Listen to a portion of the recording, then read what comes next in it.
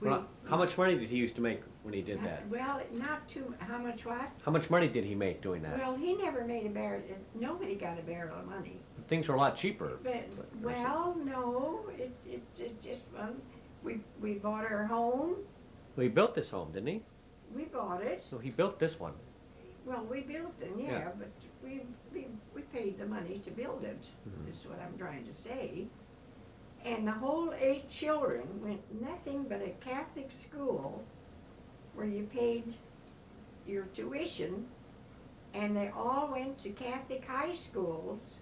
So I've got about 50, 90 billion dollars hid in my children, in my 8 children, because every one of them that went to Catholic schools. We always lived near over the west side. We lived near St. Patrick's Church as the kids grew up, from kindergarten on up. And the same as when we moved over here, there was Holy Redeemer, and my whole 8 all went up here, and tuition every month. And I was able to afford that.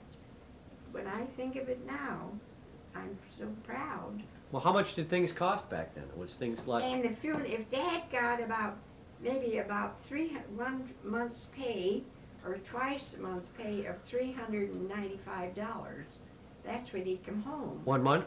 Well, That was big money in 1 month? Maybe half a month. Oh. Later, things grew a little bit, Mhm. but at first. And our grocery store was way over here, about 5 blocks. And you kids had the older ones had to walk over there to the grocery store to get meat or anything like that. And then finally, the grocery store was built over here, the butcher shop. And that's years and years ago, and that was, then we went and we traded over there and everything. So, you know, it was long, and my whole 8 children went to Holy Redeemer School, and I paid the tuition. Everybody can't say that. Well, how much did tuition cost back then? Well, it probably maybe was $10 a month. Oh, well, that was a lot of money back then. Well, $10 was 100. Yeah. $10 with 8 kids and kids going to school and shoes. We had a shoemaker up on Killingsworth. When you leave, you go here and you go up, and there's a cross street. There was a shoemaker there. And you didn't send that shoe that had a little hole in it. You didn't buy you a new one. You took it to the shoemaker and you put a patch on it. Put a patch on that shoe for you. That you wore that shoe with a couple more patches before you got, and none of the kids looked disgraceful. Never. Didn't you sew their... And I made all their clothes. Made it on that sewing machine down there, right? Huh? On that sewing machine? It's in the Yes, basement. Yes. It's got my name on it, doesn't it? I had a different one at one time, and because it was my mother's, and I handed it over to somebody because I was they came to the door and sold me such a bargain for that machine down in the basement. Well, didn't Grandpa get mad about that? Huh? Didn't he get mad about that? Oh no, because I was the only one that sewed on the sewing machine. Oh.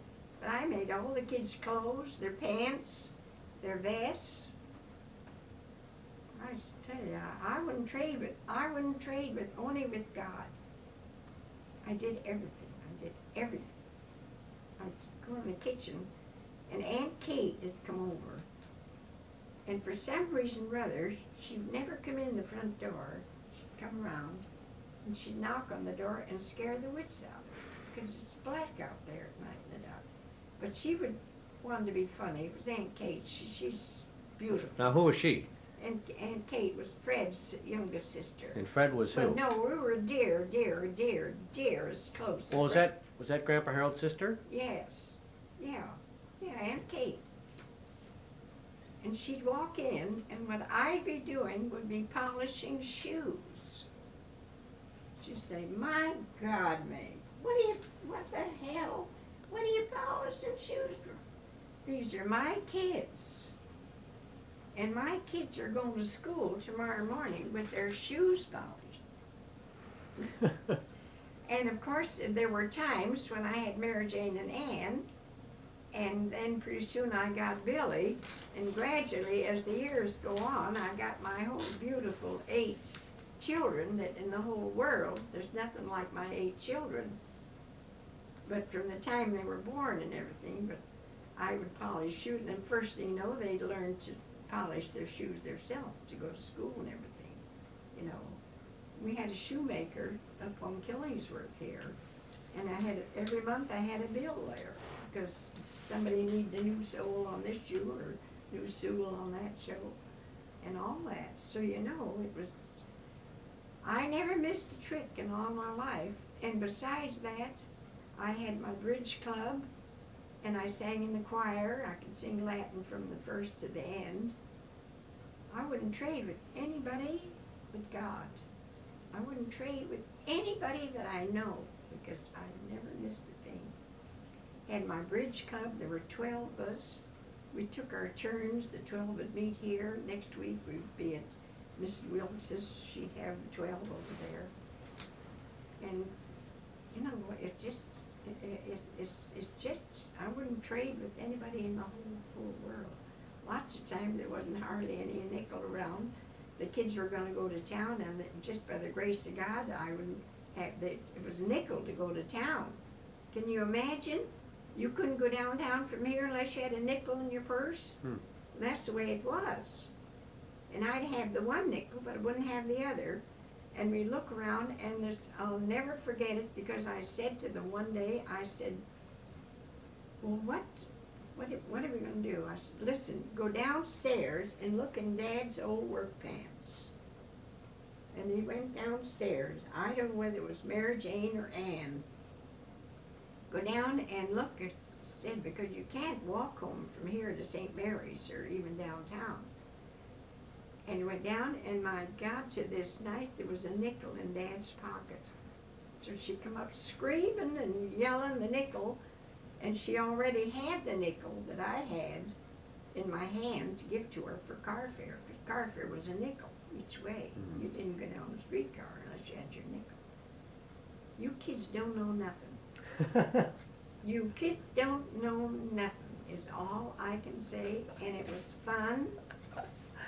It was fun. I had my bridge club, and there were 12 of us. The dearest, nicest women that God ever made. Well, how long did you play bridge for? How many years? We played bridge for years, till a couple of the women died. A couple of the women moved out of town, so gradually your cards, things spread out for you. You don't plan ahead. But all of a sudden, this one's moved away, or this one's moved away, or somebody dies. So you just go along and put it down in your head.